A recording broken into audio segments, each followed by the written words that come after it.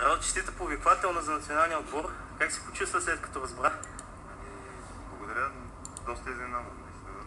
Много съм щастлив за тази повиквателна. Твоята кариера се разви като на филм.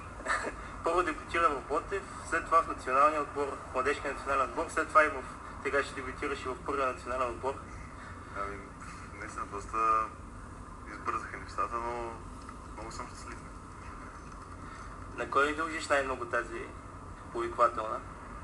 Общо всичко през футболната кариера, която ми случи, всичко дължа на Митко Джо. Това е човек, който ми изгради първо като човек, после като футболист.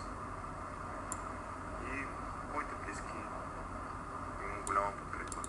Всички тук в клуба много ме подкрепят.